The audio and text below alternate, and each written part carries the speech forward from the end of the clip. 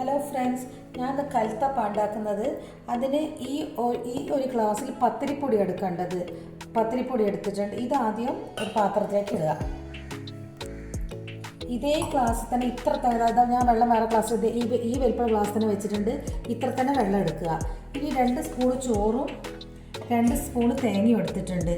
അതും ഇതിൻ്റെ പകുതി വെള്ളം എടുക്കുക. എന്നിട്ട് ഇത് നല്ലോണം അരച്ചെടുക്കുക.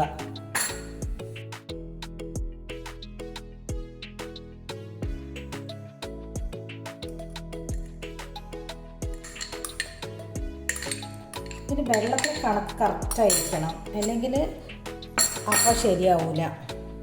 ഇതിന് പകുതി വെള്ളം എടുക്കുന്ന കേട്ടോ. കുറച്ച് തുള്ളി ഉപ്പ് ഇടണം. ഇത്രയും ഉപ്പ് ഇട്ടിട്ടുണ്ട്. നല്ലോണം അരച്ചെടുക്കട്ടെ. കുറച്ച് ബേക്കിംഗ് പൗഡർ ഉണ്ട്, കുറച്ച് മാത്രം.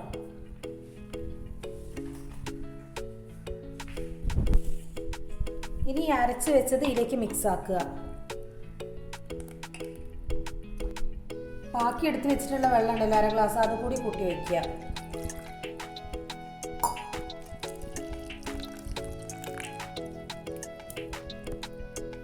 ഇത് നല്ലോണം മിക്സ് ആക്കുക. കട്ടിയൊന്നും ഇല്ലാണ്ട് നല്ലോണം മിക്സ് ആക്കി എടുക്കണം.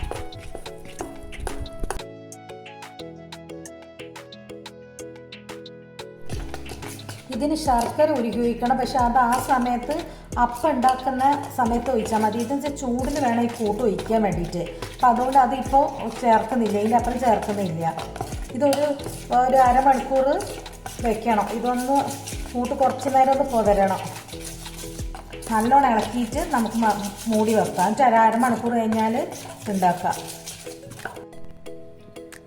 ഈ പൊടിയെടുത്ത ഗ്ലാസ്സിൽ 3/4 ഗ്ലാസ് വെള്ളം എടുത്തിട്ടുണ്ട്. അത് ഈ ശർക്കരയിലേക്ക് ഒഴിച്ചിട്ട് ഈ ശർക്കര ഒന്ന് പക്ക് അരിച്ചെടുക്കുക.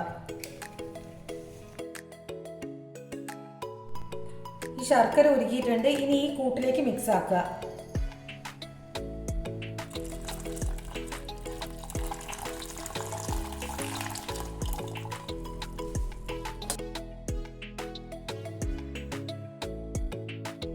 കൂട്ടത് ഇങ്ങനെ ലൂസായിരിക്കണം.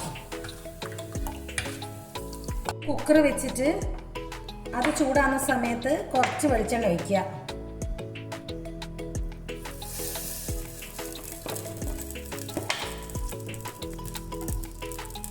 ഇതിൻ്റെ അകത്തേക്ക് തേങ്ങാക്കൊത്ത് ഇടുന്നുണ്ട്.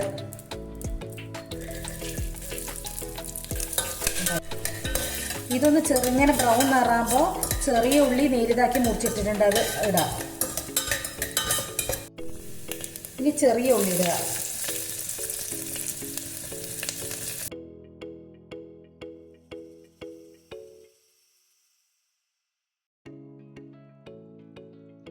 ഇത് വാടിയിട്ടുണ്ട്. ഇത് 2 അപ്പഴത്തിൽ കൂട്ടുണ്ട്. അപ്പോൾ പകുതിയിലേക്ക് ഒഴിക്കുന്നുണ്ട്.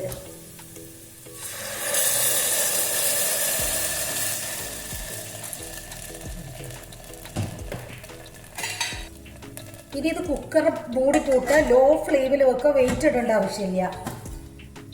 ചെറിയ ഫ്ലെയിമിൽ ഒരു 10 മിനിറ്റ് വെക്കുക. 10 മിനിറ്റായി. 10 മിനിറ്റ് ആവാൻ ഇനി ഇഴുക്കുന്നതുകൊണ്ട് ഒന്ന് ഇതിൽ കൂടെ കുത്തി നോക്കുക. ഇതിപ്പോൾ വെന്തിട്ടുണ്ടാവും. 10 മിനിറ്റായി. ഞാനിത് ഫ്ലെയിം ഓഫ് ചെയ്യുന്നുണ്ട്. ഇനി ഇത് അങ്ങനെ തന്നെ നിൽക്കട്ടെ. തണഞ്ഞു കഴിഞ്ഞിട്ട് തുറന്ന് നോക്കിയാൽ മതി.